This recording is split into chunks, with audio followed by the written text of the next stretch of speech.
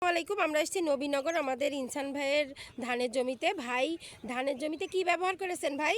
Bell spot ব্যবহার করি। Belt expert ব্যবহার করেছেন। এই বেল্ট এক্সপার্ট আপনি কিসের জন্য ব্যবহার করেছেন? মাজরা আর ওই পাতা মরানো পোকার জন্য।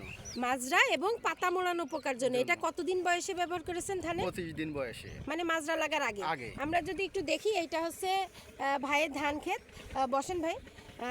ধান ক্ষেত যেখানে এখনো কোনো মাজরা লাগেনি, তাই না? না। বেল্ট এক্সপার্টটা আপনি দেন আজকে 30 দিন বয়স, 25 দিন বয়সে দেন হচ্ছে বেল স্পট। বেল্ট এক্সপার্ট কিসের জন্য? মাজরা এবং পাতা মোড়ানো পোকা যাতে না আসে। তাই এটা দেওয়ার পরে আর কি কি উপকার পাইছেন? এটা দেওয়ার পরে দেখলাম কেঁচো জুয়ে অনেক পোকামাকড় মরেছে মাটির। আচ্ছা, যদি আমরা দেখি এখানে, এই দেখেন এখানে কিন্তু পর্যাপ্ত পরিমাণে জুয়ে, যেটা হচ্ছে ছোট ছোট যে ইয়েগুলো জুয়ে মাটির, এই যে এগুলো কিন্তু মারা গেছে, মারা যে একেবারে মানে উপরে উঠে গেছে, তাই না? তো এই যে পর্যাপ্ত পরিমাণে আপনার যে মাটির পোকাও দমন হয়েছে, তাহলে একটার সাথে কয়টা হলো ভাই? এই যে এই দেখেন কত পরিমাণে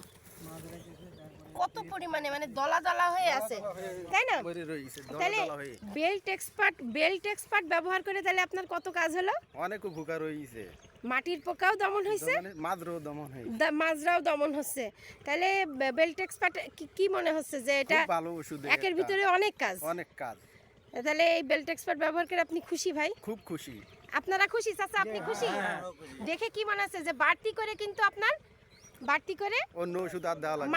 মাটিতে কেঁচোর জন্য আপনারা কি দেন? মানে যে কোনো একটা পণ্য দেন, তার দাম কত? ওরে বাবা, অনেক টাকা চলে যায় ওতে। মানে ওই তাও হ্যাঁ, কত দাম? 150-200 টাকা চলে যায়। 150-200 টাকা। তাই 150-200 টাকা কিন্তু আপনার বাড়তি লাগলো না। আমাদের এই বেল্ট এক্সপার্টের দাম কত? 350 টাকা। তা দেখেন এই 350 টাকায় আপনার মাজরারও কাজ হচ্ছে, আবার মাটির পোকারও কাজ হচ্ছে। মানে আপনার দেখা চোখে আপনার এই জুয়ে মারাটা দেওয়া লাগলো না, মানে 200 টাকা আপনার সেভ হলো, তাই না? আরও তো অনেক উপকার আছে, মাজরা আসলে আরও অনেক ক্ষতি হয়ে যায়। এই যে মাজরা আপনার লাগার আগে দিতে হবে, আপনি সঠিক সময় দিয়েছেন এবং অনেকগুলো কাজ পাইছেন। তাহলে ভালো থাকবেন, সুস্থ থাকবেন, আল্লাহ হাফিজ।